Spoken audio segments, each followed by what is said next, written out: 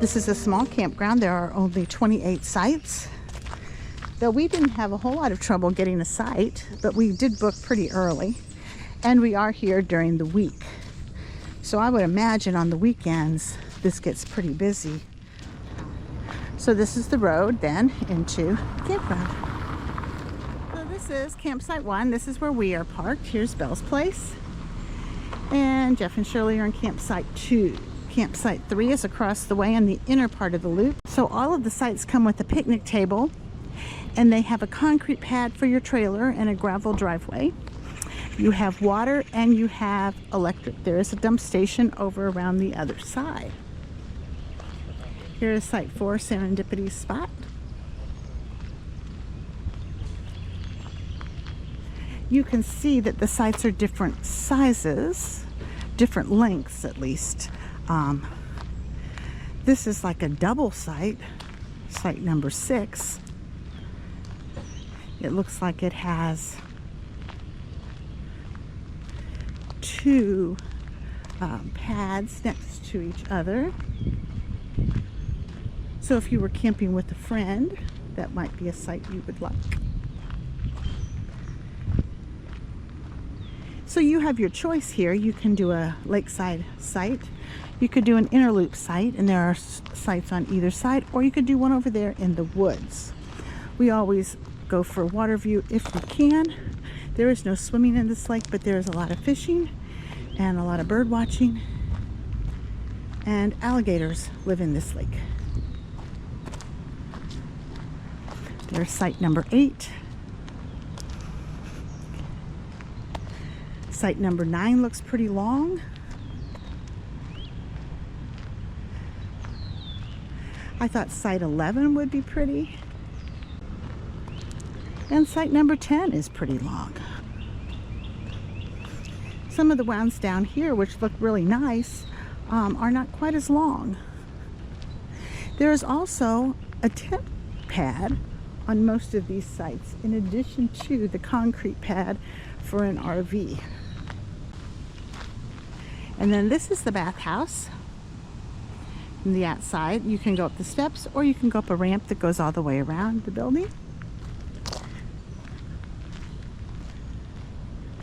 Across the way, you have a day use area. There's a pavilion and another little bathhouse or something over there, and another couple pavilions.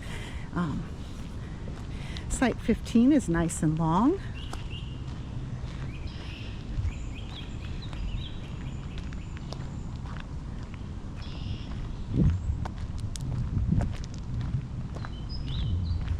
Like I said, it's really hard to tell from a picture on the internet exactly what the sites are like until you get here, and exactly what the slope is of the sites. This is the deeper part of the lake.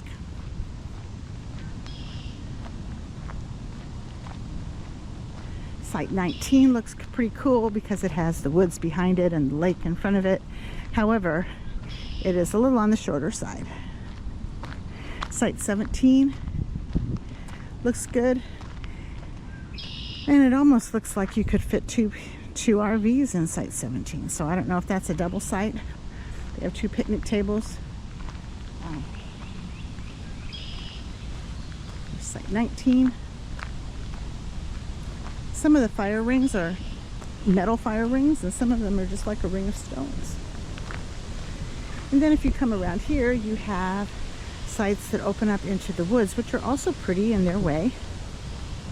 And maybe, I don't know, some people might prefer some of this. There is nothing about firewood here, so I don't think there's a place to purchase firewood. There is a lot of down wood. It doesn't say anything about taking it or not taking it. Up by the dumpster, there was a whole pile of wood that I think probably is free for the taking, because it looks like it has been old branches that have been cleared.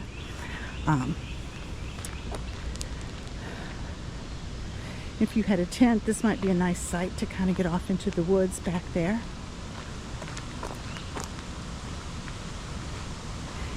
This is April, late April, almost into May, and it is kind of muggy and hot here a little bit. And then these are also inside sites on this side of the loop.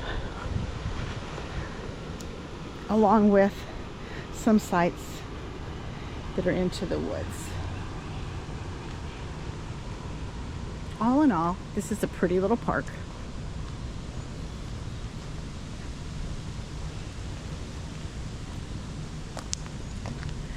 These sites here have a lot of extra space in the middle. Site 26 looks good because it's wider than some of the other sites, but you don't have the water view. But you know, you're not far from the water anywhere along here. And here is site 28, and that's a tour of LeFleur's Bluff State Park Campground. This is very nicely done, and this was very reasonably priced, and you have water along with electric, and you have the dump station, so that's not bad. Oh, here's site 29, so I guess I misspoke. Maybe there's a couple more than 29. Maybe there's 30 campsites.